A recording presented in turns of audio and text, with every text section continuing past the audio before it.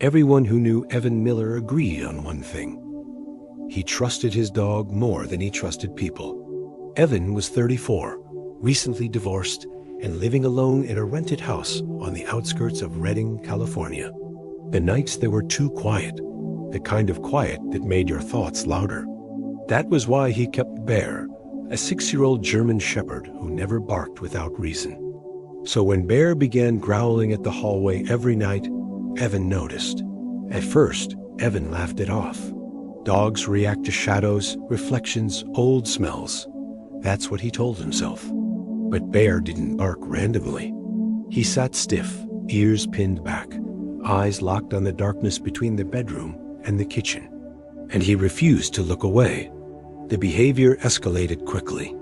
Bear stopped sleeping. He paced from room to room, nails clicking against the floor, whining softly like he was warning someone. At night, he positioned himself in front of Evan's bedroom door, blocking it with his body. One night, Evan tried to push past him. Bear snapped, not at Evan, but at the air behind him. That was when Evan felt it, a sudden pressure, like someone standing too close.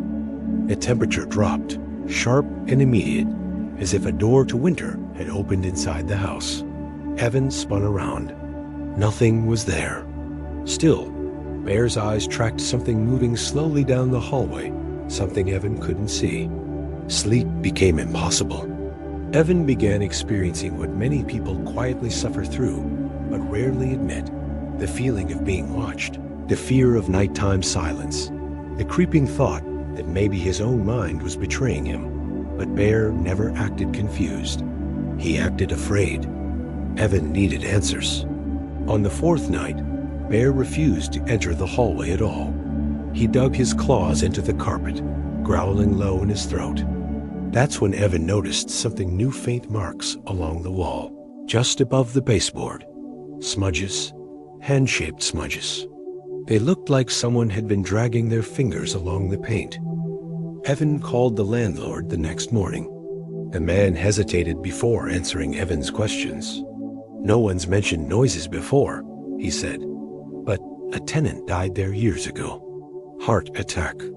Collapsed in the hallway. They say he wasn't found for days."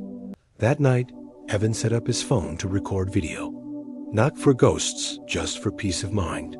He placed it on the dresser, facing the open bedroom door. Bear lay beside the bed, trembling.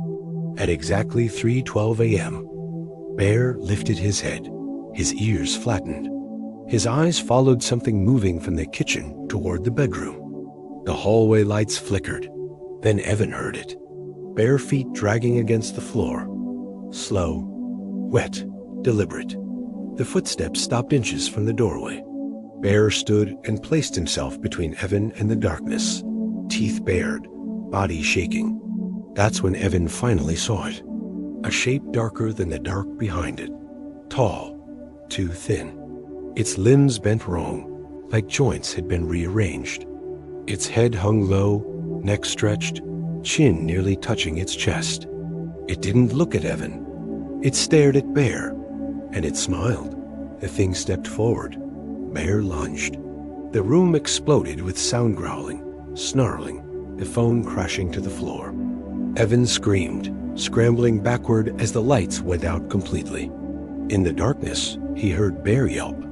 Once, then nothing. The silence afterward was unbearable. Evan reached for the lamp. When the light came on, the hallway was empty. Bear was gone. No blood, no scratches, no sign he'd ever been there. Only the phone, still recording on the floor.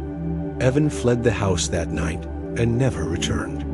Weeks later, police entered the abandoned property after neighbors complained of barking coming from inside. There was no dog, but in the hallway, they found something chilling. Fresh claw marks gouged deep into the wood leading into the wall, not away from it. The final discovery came when investigators reviewed Evan's phone, which he'd turned over before leaving California. The video showed Bear standing guard at the doorway, growling, tracking something unseen. Then just before the lights cut out, the audio captured a low, distorted whisper.